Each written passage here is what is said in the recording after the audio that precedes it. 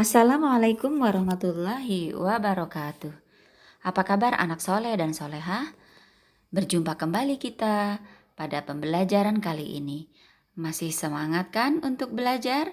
Iya, materi kita hari ini adalah kompetensi bahasa Indonesia, yaitu mengidentifikasi jenis teks.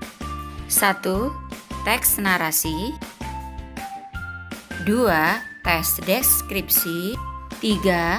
Teks eksposisi. 4. Teks persuasi. Anak-anak, perhatikan dengan baik penjelasan setiap jenis teks sehingga kalian benar-benar paham. Anak-anak yang soleh dan soleha, yang pertama adalah teks narasi. Teks narasi adalah teks yang bertujuan untuk menceritakan suatu peristiwa atau kejadian, sehingga pembaca seolah-olah mengalami sendiri kejadian tersebut. Dalam teks narasi akan ditemukan 3 unsur. Pertama, adanya tokoh.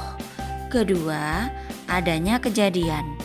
Ketiga, adanya latar, baik latar tempat, latar waktu, maupun latar suasana. Sebuah teks narasi memiliki struktur orientasi, komplikasi, dan resolusi. Contoh kalimat narasi. Ariel pergi ke pasar menggunakan sepeda bututnya. Sesampai di pasar, dibelilah kebutuhan-kebutuhan hidupnya bersama sang ayah yang sakit-sakitan.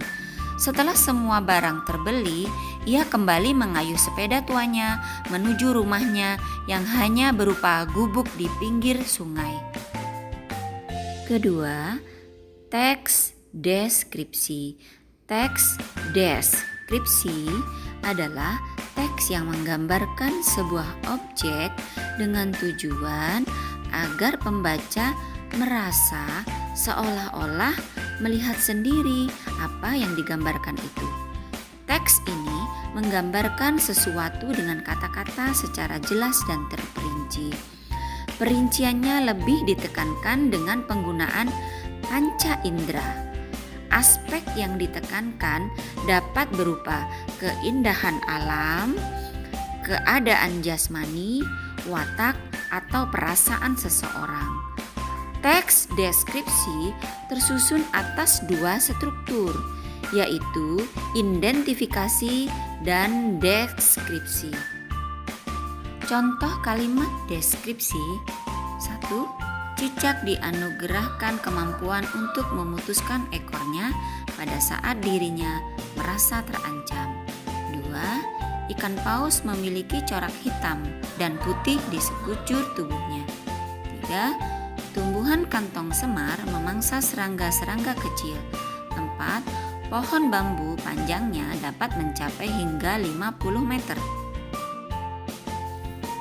Ketiga, teks eksposisi. Teks eksposisi memaparkan sejumlah pengetahuan atau informasi dengan tujuan agar pembaca mendapat informasi atau pengetahuan dengan sejelas-jelasnya.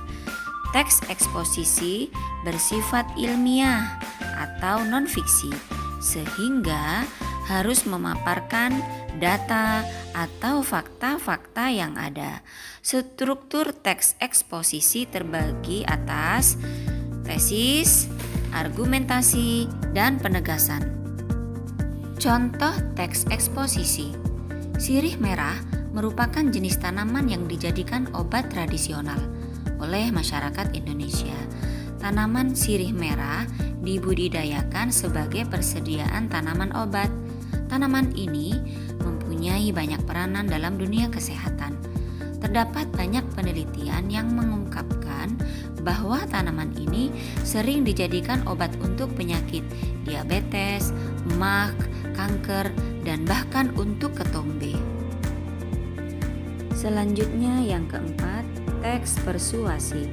Teks persuasi adalah teks yang bertujuan untuk mempengaruhi, menghimbau, membujuk, atau bahkan merayu pembaca sehingga ia tergiur atau terpengaruh untuk mengikuti keinginan penulis.